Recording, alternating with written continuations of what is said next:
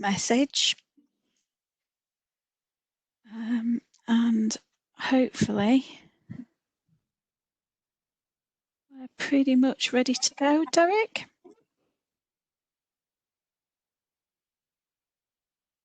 Thanks, Sue. Am I coming through okay? You are. Great. Okay, so good afternoon, everybody, and welcome to this webinar. I'll just confirm that it is a follow-on webinar directly from the updated Joint Professional Bodies guidance that we published last week for audiology and otology during the COVID-19 pandemic. So hopefully you're all in the right place. Could I have this next slide, please, Sue? So I am Derek Rea, and I'm the chair of the British Society of Audiology. And I'm joined on the panel today by Karen Shepherd, who's president of the British Academy of Audiology, Sue Falkingham, who's immediate past president of the British Academy of Audiology, Ronnie Ganguly, who's chairman of the Association of Independent Hearing Healthcare Practitioners. Andrew Coulter is president of the British Society of Hearing Aid Audiologists. And delighted to be joined also by Professor Peter Rea. So Professor Rea is kindly joining us. He is an ENT consultant and president of the British Society of Otology, and also a co-author on the ENT guidance. So we're looking forward to hearing some thoughts from Professor Rea in a few moments. Could I have the next slide, please? Okay, so I'm just going to run through the plan for this webinar. I'm going to start by giving a very brief summary of the guidance. We'll then have a briefing from Professor Rea to give his perspective from an ENT and British Society of Otology perspective on the guidance and on their own guidance. We'll then move on to the Q&A. So we'll start off with some questions that were submitted prior by email. And then with what time we have left, so we have about an hour in total, we'll take some questions that have been submitted by you, the audience, as we go through the session. So I think we had nearly 700 people sign up, and the majority of those are already online. I'm sure that will increase in the next few minutes. So obviously we may not get to everybody's individual questions today, or indeed have the answers that people need for those individual questions today. However, we will be recording this webinar, so it will be made available to everybody afterwards, including those who were unable to attend. And we're also going to produce answers to those frequently asked questions. So we have had a lot of questions already submitted, so we'll provide some high-level answers and some more detailed answers to those frequently asked questions, and tailor them also for clinicians and for the public. And we hope to make that all available very soon. Okay, so next slide, please, Sue. Firstly, I think it's important to state that this guidance is a minimum standard recommendation, and it really should be viewed as the starting point for you to create your own local standard operating procedures to adapt your workspaces, create the appropriate patient information that you need that will make this guidance practicable in your individual setting. So there are elements throughout that people will acknowledge and feel are open to interpretation, and indeed need to be. There is that leeway to adapt also to local policy and requirements. So in terms of this updated guidance then, what has changed? Well, the initial guidance was very cautious and based on prior evidence and safety precautions that were related to the virus in the blood and in other upper respiratory tract samples and precaution levels that were devised around blood for transfusion, for example. So these were clearly very strict precautions that were in place that we were viewing just a few weeks ago. But as we're learning more now about the behavior of the virus, we can start to advise on how to now start to do things safely. So this guidance therefore moves away from that focus on only doing what is essential or urgent, and to what you need to do to deliver a service that is safe for you and safe for your patients and your customers, and those patients and customers who you have triaged as having an unmet audiological need. And when we say unmet audiological need, what we mean by this is that they are someone who has been identified as having a hearing problem, and that it is having a negative impact either on their quality of life, their ability to work, their ability to communicate, etc. But of course, it's important to recognize that we are still in this period of sustained transmission. So we are advising still against new assessments for those who do not at triage appear to have an unmet audiological need. We recommend triage is done remotely and a service delivered remotely wherever practicable. So within the new guidance then, you'll find a flow diagram as Appendix 3, and that should hopefully support your decision making here. And that's the diagram that's shown here. Okay, could I have the next slide, please, Sue? So what is the evidence? Thanks first to Professor Jenny Wilson and the Infection Prevention Society, who provided some very useful answers to some quite critical questions, and these again are included within appendices within the updated guidance. Just in brief, firstly, we don't have evidence for airborne transmission of COVID-19. When I'm talking when in that respect, there are a number of studies that are starting to appear in the literature, albeit some of these are published quite rapidly, so those are not necessarily peer-reviewed. But those studies do show, starting to show the distribution and the survival profiles of the virus in healthcare spaces as a result of respiratory droplets. So when we're talking specifically about these respiratory droplets, we're talking about droplets that are produced naturally through breathing, talking, sneezing, coughing, vomiting. These are mainly water, relatively large in size, so at least 5 microns in size, which is very small, but also very large in terms of a liquid volume. So they fall to the ground quite rapidly, or onto other surfaces quite rapidly once they've been expelled from the body. These studies so far are really showing evidence for environmental contamination, so contamination of surfaces, essentially high-touch surfaces, especially high-touch surfaces. And so these studies are concluding that the surface contamination is an important factor in transmission. But we don't have any evidence to show COVID-19 transmission in air as a result of these respiratory droplets.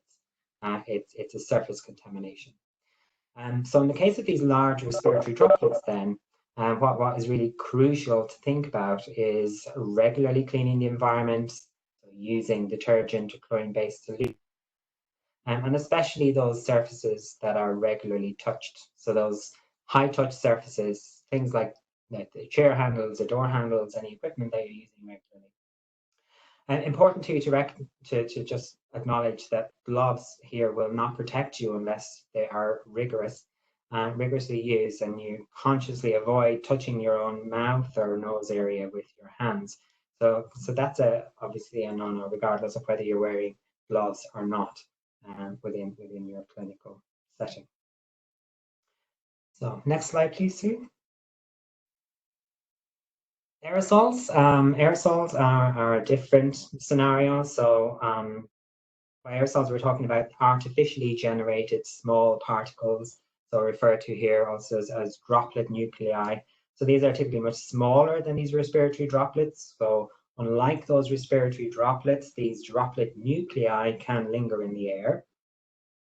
And there are a number of aerosol generating procedures that have been highlighted by gov.uk. So these are things such as tracheal intubation, tracheostomy, non-invasive ventilation.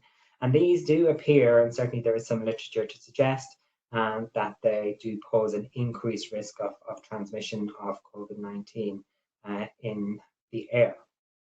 However, thinking about audiological practice, earwax removal using microsuction, procedures that generally may induce coughing, do not generate droplets of that size. So they're not like aerosol generating procedures. We do, of course, recommend use of disposable gloves for any direct contact with bodily fluids, so things like earwax and dribble, depending on the situation.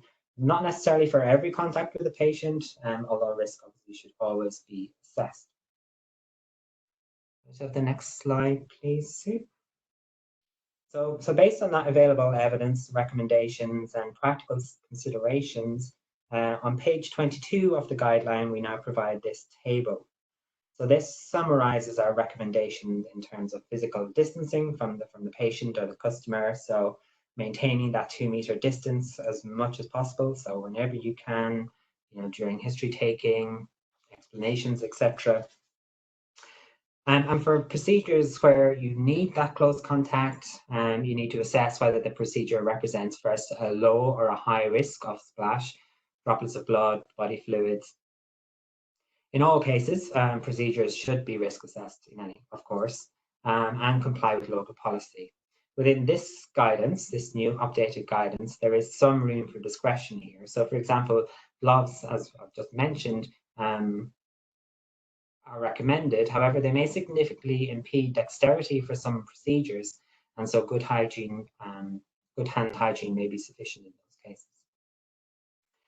In the case of any procedure in clinic within that 2-meter distance, we do recommend use of a fluid-resistant surgical mask, and that you ask the patient or the customer to use one also. If they have a significant other who requires to be with them, then they too should be wearing or asked to wear one of these fluid-resistant surgical masks. And where there's a high risk of splash, then full personal protective equipment, so gloves, apron, mask, some form of eye protection is recommended. And in all scenarios, of course, it's essential to keep on top of hand and respiratory hygiene. Next slide, please, Sue.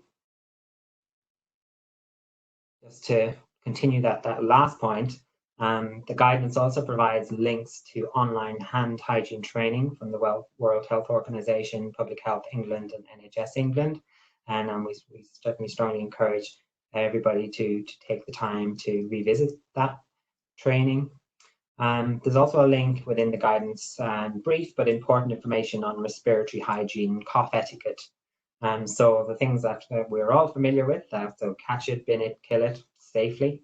Very important that we're disposing of these materials safely. And this latter information also includes details about consistent provision for patients and customers within your settings. So the provision of tissues, for example, no touch bins for tissue disposal, hand sanitizer, supplies for hand washing, all the basics we really need to think about having in all or as many clinical areas as possible, including waiting rooms. So that's a kind of a whistle stop on the guidance. Hopefully fills in a few gaps for some individuals. And there are a few questions which have clearly arisen, which we'll come to in a few moments' time.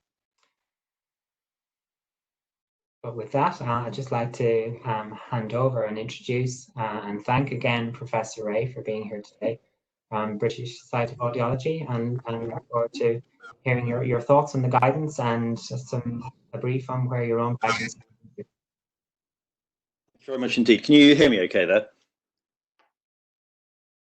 Yeah, perfectly. Yeah, great stuff. Well, thank you very much for the invitation, and I really enjoyed reading the guidance. I'd like to thank Karen as well for sharing them with me as they were developed. I think they're a really helpful step forward.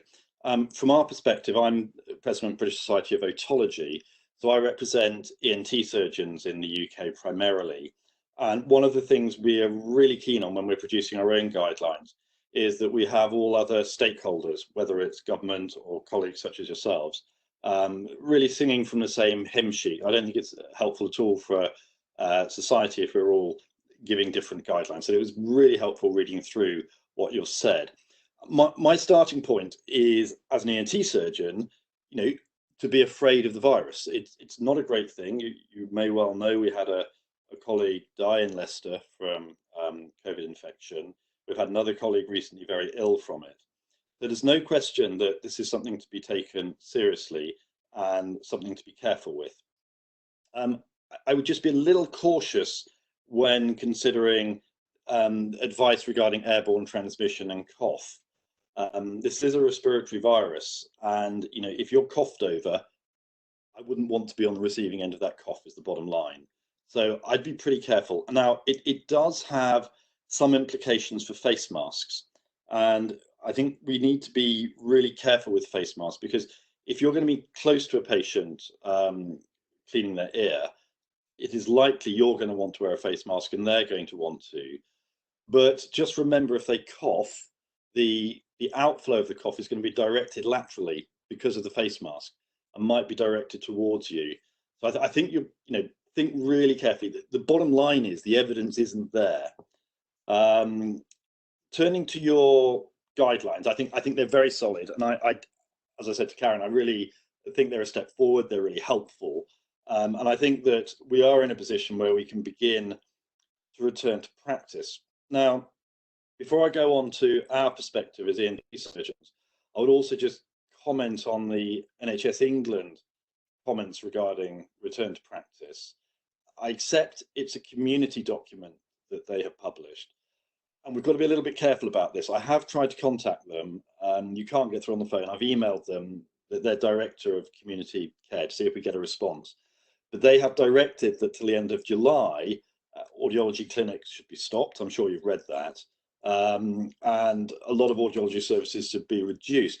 Now, this is an issue for us because of my own opinion, and it is a personal opinion, is that's now probably overcautious. It was utterly and completely the right decision to make when that document was written in the middle of March, and even perhaps when it was updated at the beginning of April.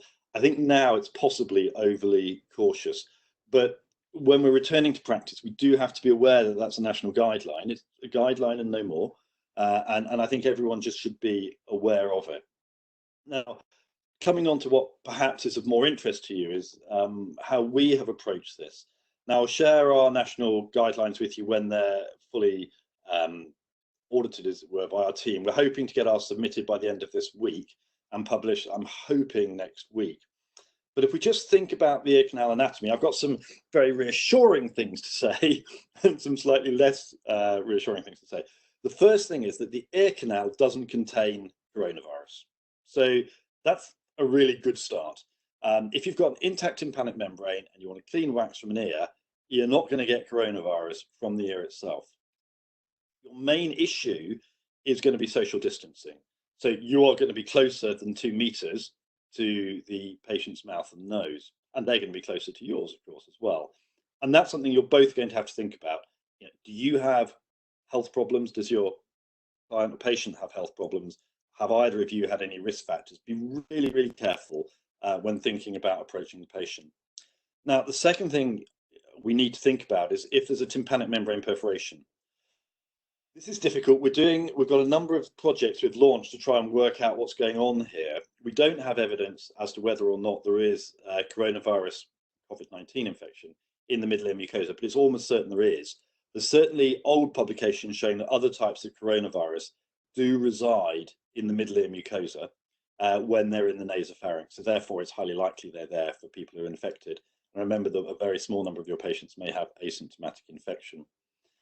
Now, if you have someone with a dry tympanic membrane, intuitively, your risk of getting a coronavirus infection through that tympanic membrane, I would have thought, is vanishingly small. Don't have evidence, but I would have thought it's vanishingly small. But if you've got a patient with a wet ear, who you're trying to clear their ear, I think you need to be a little bit, well, I'm certainly going to be a little bit cautious, because we don't know whether that material contains viable coronavirus particles, and it may do. And although suctioning is, again, a difficult area, if you look at the Public Health England guidelines, suction of anywhere in the upper area digestive tract is considered an air generating procedure. And we argued over this sentence with Public Health England for quite a long time. And ultimately, they didn't put ear in as part of the upper respiratory tract. But you can certainly consider the eustachian tube and middle ear mucosa as part of the upper respiratory tract. So when we're giving guidance to colleagues on whether it's safe to suction a middle ear, you just need to be aware of that. And there is a possibility that there may be virus in the middle ear. So I think that if you're going to suction an ear, or you're going to put a mold in, or whatever you're going to do, you just need to be aware if there's a perforation, particularly if it's wet, that there is the possibility that there is virus in that area. So that's the sort of the downside. Regarding testing, my own opinion again is reasonably firm. That I think that we can now return to most forms of testing. This has got to be okayed by the rest of our committee, but social distancing is going to be the principal problem, and of course, cleaning all of your equipment meticulously is going to be an issue as well. And because of that, the number of people we're going to be able to test is going to be much reduced. So we're going to have to be really clear that everything will have to be wiped down and cleaned afterwards. And if you've got a patient who you think may have a risk of being infective, i.e. they've got a wet ear or they've had a recent cough, the guidelines at the moment are that you'll have to leave the room empty for an hour after that patient's been in there, and completely clean the room before you can go back in there. So there's quite a lot to think about, and in a way, what I'm saying is there's more uncertainty than there's certainty, and I think we all need to be really very careful for our own health and for our patients' health. We may be more sensitive to it because of the experiences we've had as ENT surgeons. We've had overall 5 or 6 surgeons die in the NHS so far with this, and we don't want anyone else to. But having said that, we also feel very strongly we're really worried about all our patients who we haven't seen, and I think we do need to restart practice now. So if I summarise, I would say congratulations to you all. Really, genuinely congratulations for putting this document together. I think it's a great document. I think it's really well written. I think it's really sensible. I think it's really helpful for everyone. Our document will have many similar themes running through it, so we'll be able to support you and you'll be able to support us on that. But I would just put this caveat at the end that we're not out of this. This is a virus that you need to be careful of, we need to be careful of. And I think we just need to think very carefully on a patient by patient basis when we're seeing people and how we can minimize risk. I hope, is that a helpful sort of introduction to my thoughts from a sort of ENT surgeon's perspective? I think it really is. I think from our perspective in the guidance, we took your advice and absolutely said that at the moment people shouldn't be suctioning on anything that isn't an intact eardrum. So if you're not sure, if you think it's got a perforation, we should leave that alone for now. And I think for us, the cough reflex was about the clinician and the patient wearing a mask if we felt there was going to be a cough reflex. And obviously, the first thing we've asked people to do is screen for any COVID symptoms. So reduce that risk even further by only seeing people that have no symptoms at the moment, which we know doesn't eliminate the risk, does it? But it reduces it significantly for us. So. Yeah. I think that was really great, and we look forward to seeing your guidance. Yes, it'll be out. Working hard on it still. I'm hoping it'll be out in the next week or two. Brilliant. Thank you ever so much. I know you haven't got much time with us. We've generally recommended a fluid resistant mask, and yes. Somebody's just asking me if a face shield would be okay if they were wearing a cloth mask, because they couldn't get fluid resistant. You can't get fluid resistant masks for love nor money. It's all been directed, I mean, from an NHS perspective you can, but if you're independent practitioners, it's almost impossible to. I got some FFP2 masks online for my own practice this week, but they're expensive. And another thing I would just mention about masks for everyone listening, because some of you I'm sure will be doing an afternoon of clinics. You can't touch the mask. It's absolutely critical you don't touch the mask. So what you can't do is put a mask on, have a patient come in, do your stuff, put the mask down and put it back up, because that's an enormously high risk thing to do. Because if you're breathing in and out, you're concentrating any viruses in the room on your mask. If you touch that mask, your fingers are then covered in virus. And if you go up and down, you're then releasing virus into the environment around your nose and mouth. So if you're going to put a mask on, you've got to wear it, and you've got to know how to properly take it off and on and off it. So have a look up at the guidelines on how to do that. Wearing a visor, yeah, okay, so for visors are important. Before you see your first patients back in the real world, try out the visors. Make sure you can actually use a microscope with them, because some of them are really stiff and you'll suddenly find you can't use your microscope. So make sure you've tried several different types and you clean them appropriately between use. The guidelines are for a fluid resistant mask. I think for general audiological testing and practice where you're not microsuctioning, I think that the guidelines are softer than that. Most masks should be okay in that circumstances, particularly not too close to the patient. We're also getting quite a lot of questions around the room cleaning. Were you talking about somebody that has had a COVID symptom when you talked about the room being left empty? These are really good questions, and they're really difficult. And if you look at the guidelines, they look at the volume of the room, the air turnover. I mean, certainly from an NHS perspective, we've really discussed this. We're not going to be able to retrofit rooms with air ventilators and so on. It's just completely impractical to be able to do that. And the standalone air filters, by the way, that you can buy to filter air, that they're not adequate. They won't filter adequately. I've looked into that as well, even though they've got the proper filters in them, not adequate. So essentially what I'm saying is, for a standard patient, you can have them in and out, and we don't really understand the difference in timing there.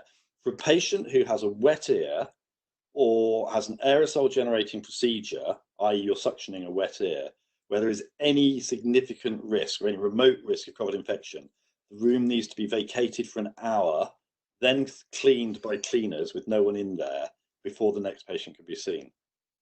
So if we're not suctioning wet ears at all, which is what's in our guidance, and we're trying to screen out anybody that may have COVID symptoms, we shouldn't have to leave the room. But we should have time to clean surfaces and things in between. Yes, you're going to, there's no doubt about it, you're going to have to leave longer between cases. So it's going to be a challenge. I mean, I think you're going to find there's a lot fewer people going to want to come in initially, because people are really scared at the moment of coming into hospital. They don't want to come in, but it'll gradually pick up over the next few months, I hope. Yeah, I think that was our feeling as we wrote the guidance, that we can put guidance out and it gives people time to build confidence with their patient group again, and get their procedures in place to make sure we can keep social distancing until we actually need to go in and do a test or a looking in ear. So that's great. Brilliant. It's really important for everyone to be aware that the excellent guidelines you put out are guidance. What we're going to put out are guidance, and what public health, what NHS England put out is guidance. And there's a difference between guidance and protocol. So guidance is to guide, and you and I and everyone else as a clinician and individual has ultimate responsibility. We have to make a decision based upon that guidance, but we're not being told what to do, we're being guided what to do. Yeah, that's brilliant. Thank you ever so much. I know you have to leave us to get somewhere else, as I recall. Yeah. Well, thank you very much. So thank you ever so much for coming. Great pleasure. Okay, cheerio. All right, thank you. Bye. Okay, so I don't think Professor Jenny Wilson's joined us just yet. So we'll move on if we can. And we were looking at questions submitted prior to the webinar first.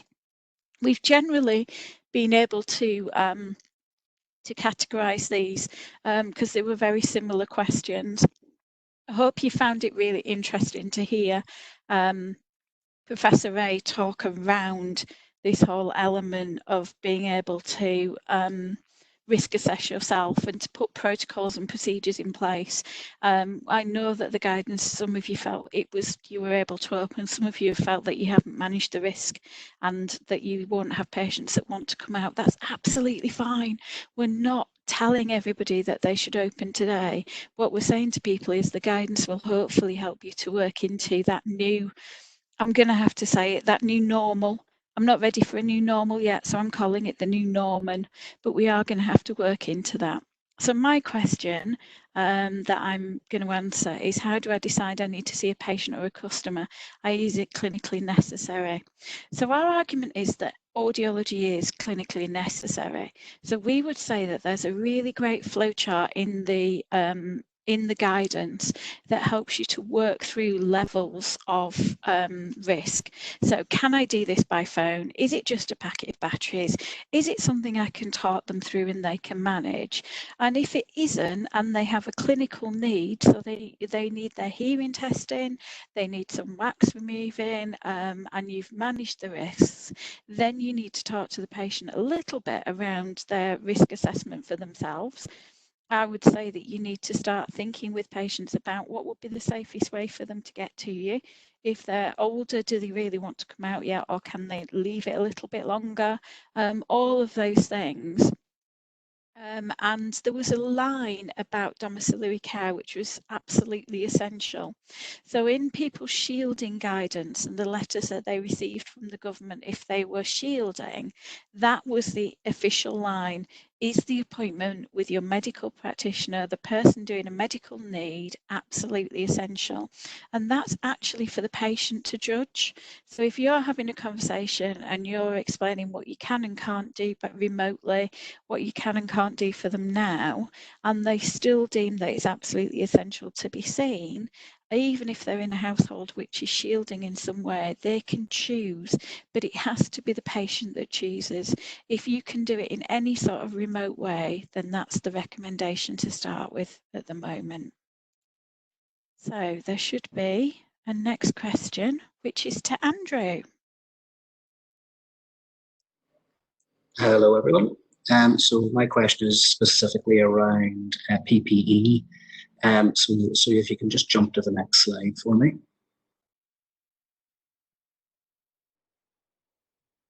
So in terms of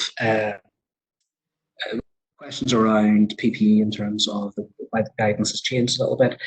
This guidance was aimed at dealing with asymptomatic patients, which have been identified through a robust triage process with best in practice infection controls, and then appropriate PPE related to the activity that you were completing. Each stage of the guidance is to mitigate any risk.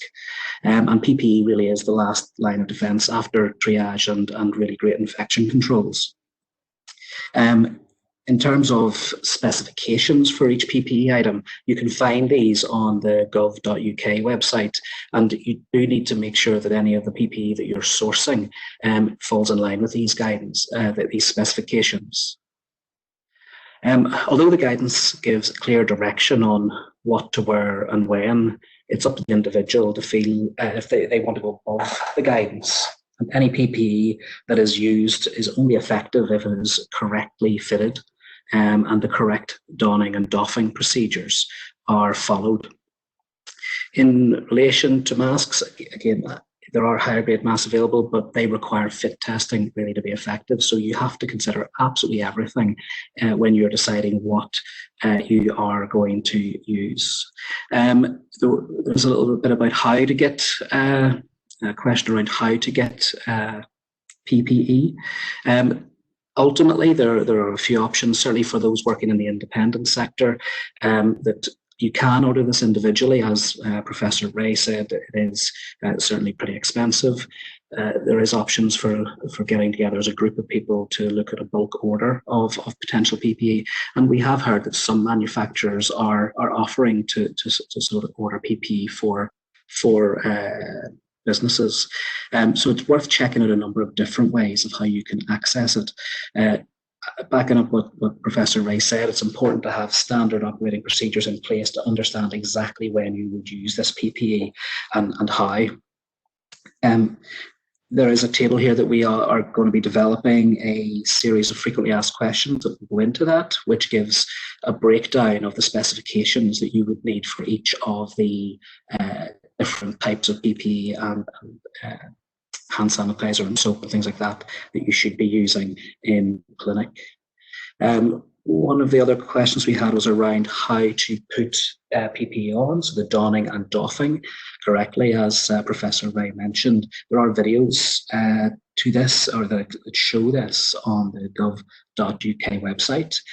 It's really incumbent on you, before you open any fully understand how to don and doff PPE correctly and reflect on your individual practice as to the best way of doing that. An example of how you might use to put PPE on, obviously you would triage the appointment before attending, and at that point you're likely to understand whether there is a potential for PPE to be required before the patient turns up. Really, you should perform as much information gathering over the phone or at a distance. When they then come into practice, you conduct as much as possible of that consultation at a 2 metre distance. And then if it's required for you to go within that 2 meters, you then need to don your PPE. So you stop the appointment, you put the PPE on, and then return to your patient and work within that 2 metre distance, ideally completing all critical activities in one go to minimize contact time. Then you can step away from the patient and go through the process of removing PPE. There is the idea of then cleaning things like chairs and potentially even booths, as well as all the additional touch points like chair handles, door handles. We specifically had some questions around soft fabric chairs. Really before opening to the public or bringing anybody in, you should be looking at your practice and understanding where these risky points are, and ideally having seat coverings or plastic seat coverings or different chairs that are easy to clean. We're not necessarily going to go through a series of different examples, but you should reflect on your own clinic environment and seek to remove areas or items that can't be cleaned easily. For somewhere like a soundproof booth, that could be that, if it's particularly small, maybe it's safer to conduct the PTA in the room rather than putting them into a booth. Maybe you need to cover parts of the booth with a thin plastic. There's lots of different ways that you need to reflect on your own environment and understand the best way of mitigating any risk. Remembering that we are seeing people who are asymptomatic, that we've triaged appropriately and are following really strict infection control procedures. Just to reiterate what Professor Rea said, you should be using this guidance to develop your own standard operating procedures specific to your clinic environment and how that fits in with the appropriate amount of PPE. Really, you should identify using the guidance and using your own risk assessment within your practice. Thanks, Sue.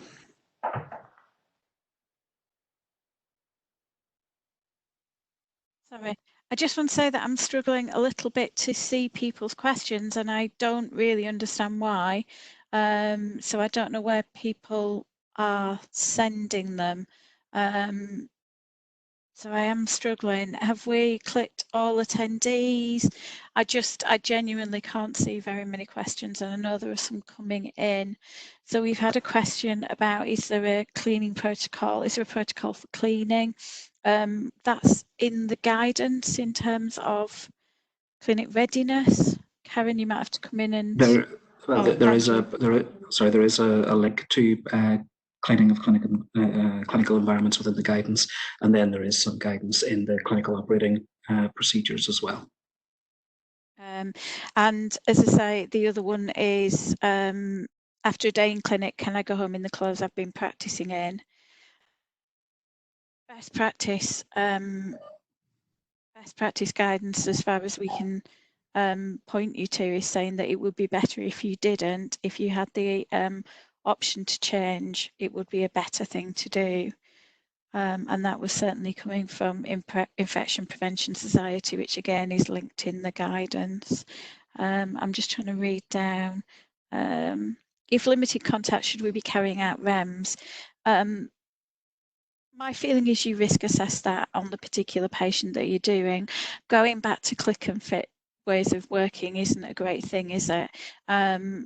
We've kind of moved away from click and fit, so the feeling would be you could limit contact, but the actual time with the patient isn't the limiting factor.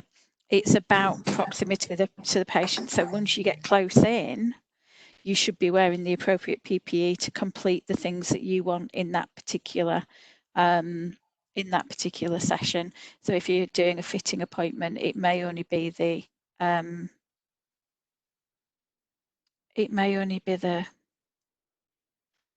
guidance. It's just about moving on from there. So let's move on with what we have got in. So this is one for Ronnie.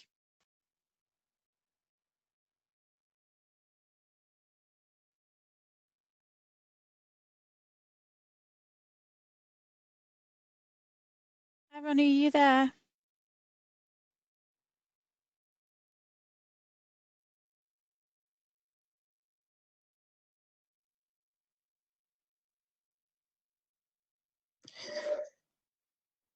Hi, Ronnie. No. Ronnie, I'm afraid we can't hear you. Try again. No. Can Karen or Andrew take this one? In terms of insurance, ultimately, the simple answer is you need to check out with your insurer about your individual setting and your individual policy. It's a relatively simple question to pick up. You wouldn't see why not. But you absolutely need to check with your own insurance company and with your own policy to make sure that everything you do is in line with what they would advise. Okay. Just wanted to say that we are going to be able to download all of your questions at the end of the session, so we should be able to go through some of those in the FAQs as well that we put out. So this one was for you, Karen, to take from the group. Thank you very much. So obviously, when we're talking about restarting services now, we're definitely not talking about restarting normal services and at the normal rate. You've already heard from Professor Rea about reducing patient volumes that you see, spacing out the appointments to allow for cleaning. Obviously, within your appointments, you will need to decide what element you can do at a distance and what element you will do close contact, and giving yourself the right amount of time within that to do your donning and doffing, which has become our favourite words. And certainly in terms of moving away from saying urgent and essential to where there is audiological need, we have already made very clear in the guidance that we would always look to see, can we deliver a service remotely first or in a no contact way? And there have been a number of questions around this theme and how that can be delivered and what can be done. And a couple of years ago, when we did one of our first collaborative conferences, we actually talked about being connected and using the play on the word of connected to also reference technology as well as people. And the technology, we knew even a couple of years ago or so, would change quite dramatically and would have an impact on our service delivery. And so I think this current situation has definitely seen that that has been escalated much faster than perhaps we would have normally done. But we've certainly seen a lot of different manufacturers start to work very quickly on how to support remote assessment, remote fittings, and so forth. Again, the guidance that we have put together gives you a framework, but it doesn't give you a, you must do this, you must do that. It is up to you and your services to decide how to prioritise, what you can deliver, and what tools and support mechanisms you might want to put into place. So clearly, looking at kind of telehealth models definitely makes sense. Using kind of questionnaires, remote questioning, but even before the patient arrives into clinic, would also be really helpful. BSA and ManCAD have actually been working furiously, and I use the word furiously because they have developed a real wealth of information on support for remote services, and that will be launched to you imminently, and that covers specialist provision for paediatric, for vestibular, for adult work, for hearing aid programming and telehealth and so on. So we've broken it down into sections because it was such a mammoth piece of work. It's very well referenced and researched, and some of it we still need the evidence base to evolve, but that is really the situation that we are in, an evolving service. So BSA have already made a commitment amongst heads of services to share best practice and to share workarounds. And I think collaboratively, we definitely want to be able to do that. So as any of you try any innovative practice and it works and it creates efficiencies and allows you a customer patient need while they can still stay in the safety of their own home, then that would be welcomed. And please do share that with us. We will send out links and so on to that remote guidance, but we hope that that will be really useful for you as well. So I think that's all I wanted to say on that moment. Thank you.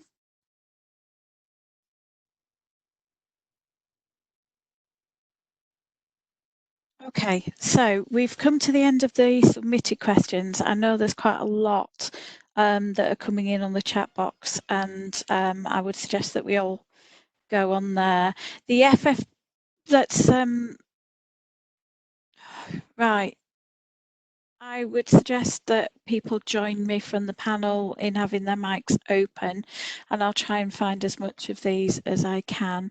There were questions around, is an apron sufficient when ENT UK guidance recommended disposal surgical gown? I think we've had that answered quite well by Professor Rea, in that he was saying quite specifically that the ear canal does not contain coronavirus. So in terms of risk management, that will remove some of the risk of that procedure. We're being asked about different types of wax procedure. There's all about. So in terms of the different types of wax procedure, it states in the guidance that in the table to do with PPE, any procedure, whether it's microsuction, irrigation or manual removal, provided there's not a perforation. And I think that's the important bit, isn't it? Is it comes down to the triage that you use before you make any decision to see any patient for any service in clinic, and you've excluded that you can't help them remotely. The triage that you put in place is really important. So it's not just the triage for corona symptoms, but also for the specific service that you want to deliver. So where you feel that there are contraindications, or there's a known history of middle ear cavity and wet ear management and so on, they are definitely not the people that we're going to be inviting into the clinic. We would still want to point them to an ENT service. So it's about excluding wherever possible, and just those that are going to present minimal risk but have an audiological need that you are able to service with your confidence and safety and the patients. Okay, there's a question about home visits. There's an appendix that's all about how you make home visits safe, and it takes guidance from the documents the government released last week on that particular topic. It's really well written guidance, and I would personally urge you to click on that link that's in the appendix and read that. Because I think it's some of the best written guidance on home visiting that I've ever seen, and it will allow you to build your own risk assessment and clinical protocol based on that. But home visits should not be off the table if the patient can't attend your clinic. You're more at risk than the patient in the home visit situation because the patient's not coming out. So, as I say, it is about how you manage the risk for yourself, and that's why there is an increase in the PPE guidance when you're doing a home visit. I think what's really important about the guidance is there are lots of links in it. You know, if we put every bit of information so each of those links, you would be here for a lot. The document would be very, very long. So it's important that at all points that you click through the links and read and understand the government guidance that backs up the advice that we have given. The document is there to facilitate you to access all this information. You could never create a document that would do absolutely everything, but you need to then read all of the guidance, the links that relate to your specific environment, and then reflect on how you apply that to your individual setting. Yeah, I think it's important that you remember that this also says that this is about what your environment allows you to do as well. So it's very clearly stated in the guidance that you also need to talk to your own infection prevention if you're in a hospital setting, for example, and your own employers as well. This is guidance that can be used within those settings, within any setting, to set your own protocol.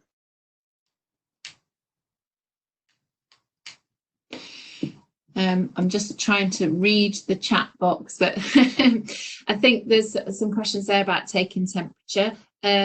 From the sampling that we've done of various services and the guidance, it isn't necessarily practical to be able to do that or necessary. Again, as Sue said, some local trusts may require that.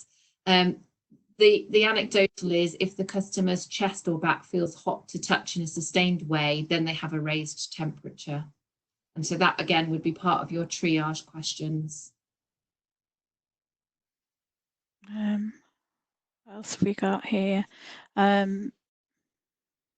If the patient's been using oil in preparation for wax removal, it will appear wet. Does this mean you cannot carry out a wax removal procedure? No, by wet, Professor Rea was referring to a middle ear connection to the ear. So he was talking about the wetness coming from the mucosa of the middle ear, not just that the fluid with the ear wax was wet. So it's ruling out that perforation more than anything else.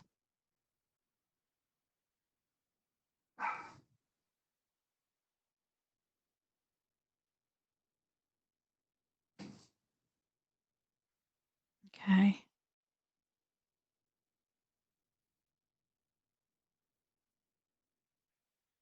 So, what other questions can other people see? Sorry, so I'll just pick up that one about BSHAA, picking up you recommend the table in the guidance is a recommendation of the PPE to use, and then the specifications are set within government guidance. It would be really challenging for BSHAA to facilitate a massive bulk purchase of PPE and then to deliver that to everyone. It's like more easier, probably going to be easier if people do this in groups around their locality, or and look at it that way. I do, as I say, from some conversations, there are some manufacturers that are looking at potentially purchasing some PPE, so it's worth reaching out to them also.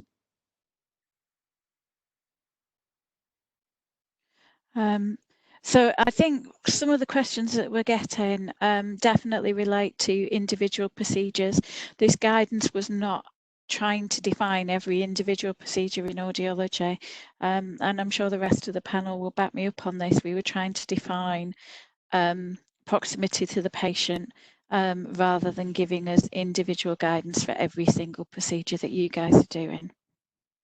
And I think that's absolutely right. We did start trying to do that, but given that the guidance is across all sectors and all professions, it is actually very difficult to capture every type of procedure that you might do. So I think as a local service and as a local team, what you would do is to go through your own priorities of which group of patients you think are suitable to see right now.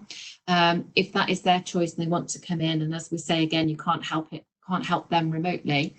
And then with those procedures, you work out what would be safe to deliver either remotely before they arrive or at the 2 meter separation in a separate area.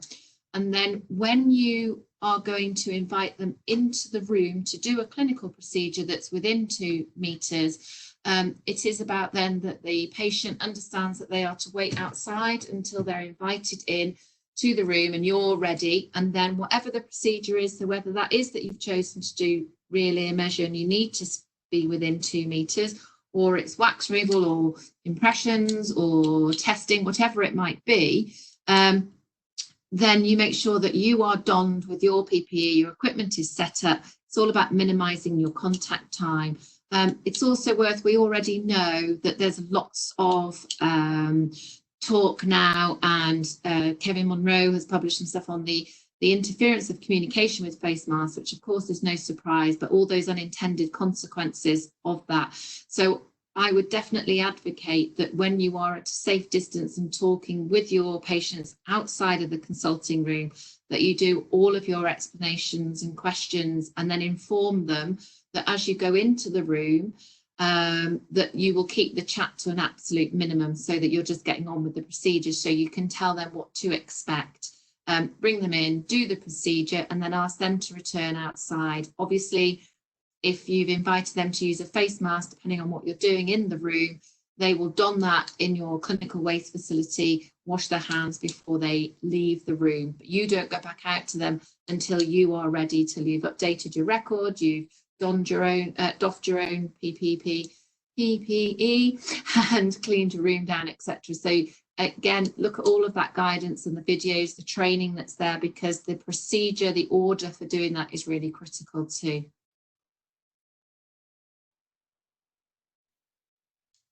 Okay.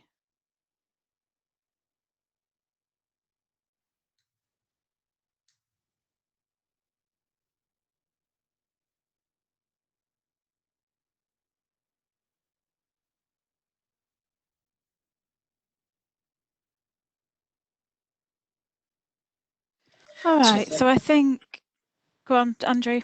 I was going to say I think that there seems to be a lot of questions in there, and obviously we will not have the absolute exhaustive answers for you, or we don't have the time to give you them on this webinar because it's almost time for it to be up. But the plan is to use those questions to produce a frequently asked questions document that will be, there'll be a general one, and where we need to, we'll specify into different membership bodies for specific guidance. But yeah, it's that's all I was going to say, Sue. It's because it was coming to an end, in case you'd lost track, Yeah. All right. So we are going to finish there. As I say, the meeting will be recorded. We'll record the chat. Anything that we haven't seen, we'll try and send them to you. We'll try and answer and put them together as frequently asked questions. One last word from all of us. Please read all of the guidance, read the links, follow the links, do due diligence as a professional and make some clinical judgment decisions. Is that a good note to end on, everybody? Yeah. Thank you very much, everyone. Okay, thank you everyone for attending. Thank you. Thank you. Bye.